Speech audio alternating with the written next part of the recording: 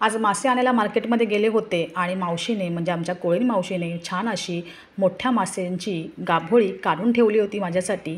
आणि नेहमीच ती मोठ्या माशांची गाभोळी असेल तर आवर्जून मला सांगते की घेऊन जा आणि कर घरी मस्त फ्राय। तर ही गाभोळी आज मी घेऊन आले आहे आणि म्हटलं तुमच्याबरोबर ही रेसिपी शेअर करावी, म्हणून आज ही गाभोळीची रेसिपी तुमच्यासाठी। तर मस्त अशी ही गाभोळी घेतलेली आहे। आता ह्या गाभोळीला स्वच्छ पाण्याने छान धुवून घ्यायचं आहे। फार काय करावं लागत नाही गाभोळी साफ करताना। वरची जी घाण आहे जी इझिली निघून जाते ती छान 3-4 पाण्याने धुवून काढायची आहे। इझिली निघून जाते, फार असं काही ताणून घासायची नाही आहे किंवा धुवायची नाही आहे, कारण की ती खूप नाजूक असते। त्यामुळे इझिली वरवरची जी घाण असते ती 4-5 पाण्याने धुवून काढली की ती निघून जाते आणि स्वच्छ अशी ही आपली गाभोळी धुवून इथे तयार आहे। आणि आता आपण हिला हळद आणि मीठ लावून घेऊया। तर अर्धा छोटा चमचा हळद आणि अर्धा छोटा चमचा मीठ असं दोन्हीही मी या गाभोळीला दोन्ही बाजूने चोळून घेते आहे। तर सुरुवातीला हळद मीठ लावून घ्यायचं व्यवस्थित, चारी बाजूला हे हळद मीठ त्या गाभोळीला चोळून घ्यायचं हाताने। त्यानंतर एक पातळ सुती कपडा घ्यायचा आहे आणि त्यामध्ये ही गाभोळी ठेवून द्यायचं आणि ह्या गाभोळीला आपण छान वाफ काढून घेणार आहोत। तर गाभोळी छान पातळ सुती कपड्यामध्ये मी गुंडाळून घेतली आणि एकीकडे पातेल्यामध्ये पाणी ठेवलं आहे गरम होण्यासाठी, म्हणजेच आपल्याला ह्या गाभोळीला स्टीम द्यायची आहे। चाळण ठेवून घेतली आणि कपड्यामध्ये फोल्ड केलेली गाभोळी मी ह्या चाळणीमध्ये ठेवून घेतलं। आता 5 ते 7 मिनटं छान आपल्याला ह्या गाभोळीला वाफ काढून घ्यायची आहे। तर मस्त अशी आपली वाफ काढून झालेली आहे गाभोळीला।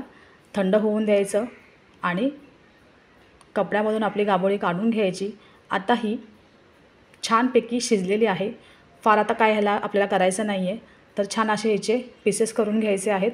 तर पीस करताना किंवा तुकडे करताना लक्षात घ्यायचं की खूप पातळ पीस नाही करायचे, तर मीडियम जाड पीस ठेवायचे आहेत, कारण की ती खूप नाजूक असते आणि तळताना ती पटकन तुटून जाईल। त्यामुळे तिचे पीसेस थोडेसे मीडियम जाड ठेवायचे आहेत। तर गाभोळी इथे आपली छान कापून झालेली आहे। आता आपण त्याचा मसाला करून घेऊया। तर त्यासाठी इथे मी 3 मोठे चमचे काश्मीरी मिरची पावडर घेतलेली आहे। त्यानंतर घालते आहे अर्धा छोटा चमचा हळद। सुरुवातीलाही आपण हळद लावलेली आहे, त्यामुळे आत्ता मसाल्यामध्ये जास्त हळद घ्यायची नाही।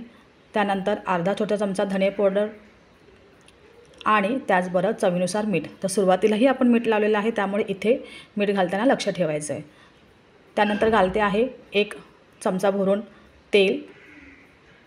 त्याचबरोबर घालायचा आहे अर्धा लिंबाचा रस।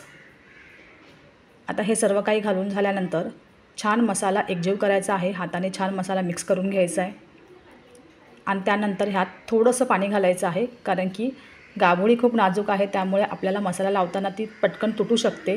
म्हणून जो मसाला आहे तो छान असा हलकासा पातळ करून घ्यायचा आहे, जेणेकरून आपल्याला तो गाभोळीला लावताना पटापट लावला जाईल। आता त्यात घालते आहे थोडीशी कोथिंबीर। कोथिंबीर आवर्जून घाला, खूप छान चव येते। आणि आता हा आपला मसाला रेडी आहे। आता हलक्या हाताने मस्त हा मसाला आपल्या गाभोळ्यांना छान चोळून घ्यायचा आहे। मस्त एक एक पीस घेऊन संपूर्ण मसाला त्यांना लावून घ्यायचा आहे। शिजल्यामुळे ती थोडीशी नाजूक होऊन जाते। आता प्रत्येक माशांची गाभोळी वेगवेगळी असते। कधी काही माशांची गाभोळी खूप छान अशी घट्ट असतात, तर काहींच्या पटकन तुटल्या जातात। त्यामुळे अशा पद्धतीने अगदी हलक्या हाताने मसाला छान त्या गाभोळीला लावून घेतलेला आहे मी। मस्त आता हे आपली गाभोळी तयार आहे मसाला लावून। आता आपण फ्राय करून घेऊया। तर त्यासाठी मी इथे पॅनमध्ये 3 ते 4 चमचे तेल घालून घेतलेलं आहे। तेल छान गरम होऊ द्यायचे। तेल गरम झाल्यानंतर त्यात मी घालते आहे 5 ते 6 बारीक चिरलेल्या लसणाच्या पाकळ्या। तर लसूण छान बारीक चिरून घ्यायचा आहे आणि हा गरम तेलामध्ये सोडून घ्यायचं आणि लसणाला छान लाल होऊ द्यायचं आहे, जेणेकरून त्याचा जो फ्लेवर असतो ना तो त्या तेलामध्ये उतरला पाहिजे आणि तो जेव्हा आपण गाभोळी त्या तेलामध्ये फ्राय करू तेव्हा त्याचा वेगळा एक फ्लेवर त्या गाभोळीला येणार आहे। त्यामुळे मस्त असा लसूण घालायचा आहे, छान फ्राय होऊ द्यायचा आहे आणि हलक्या हाताने आपली गाभोळी त्या तेलामध्ये लसणावर सोडून द्यायची आहे। खूप जास्त आपल्याला काय फ्राय करायचं नाही आहे, कारण की ऑलरेडी आपली गाभोळी आपण स्टीम करून घेतलेली आहे, त्यामुळे ती शिजलेली आहे। त्यामुळे मीडियम फ्लेमवरती मी एकाच बाजूला छान 5 मिनटं ही गाभोळी फ्राय होऊ देणार आहे आणि सेकंड टाईम पलटी करून पुन्हा एका बाजूला 5 मिनटं फ्राय करू द्यायचं आहे. सतत आलटीपलटी करत राहिलो तर ती तुटून जाणार, त्यामुळे दोनदाच आपल्याला आलटीपलटी करायची आहे. त्यामुळे 5-5 मिनटाच्या अंतरावरती ठेवून द्यायचं. पलटी करून दुसऱ्या बाजूने 5 मिनटाच्या अंतरावरती फ्राय करून द्यायची आणि गाभोळी काढून घ्यायची आहे. तर एका बाजूला झालेली आहे माझी फ्राय करून. आता दुसऱ्या बाजूला मी पलटी करते आहे. लसणाची फोडणी किंवा अशा पद्धतीने जर तुम्ही ती गाभोळी फ्राय केली ना तर जबरदस्त असा त्याचा फ्लेवर येतो. स्टार्टर म्हणून सुद्धा ही गाभोळी तुम्ही यूज करू शकता. जर कोणी खाल्ली नसेल तर नक्की तिला ही ट्राय करायला द्या. नक्की त्या माणसांना ही फ्राय मच्छी किंवा ही फ्राय गाभोळी तुम्हाला आवडणार आहे.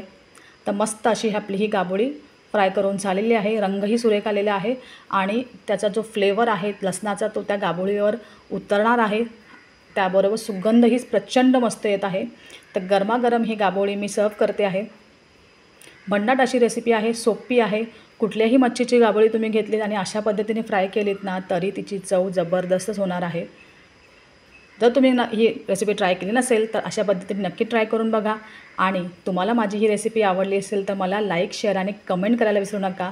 छान अशी कोथिंबीर घालून घेते आणि गरमागरम ही गाभोळी मी सर्व करते आहे.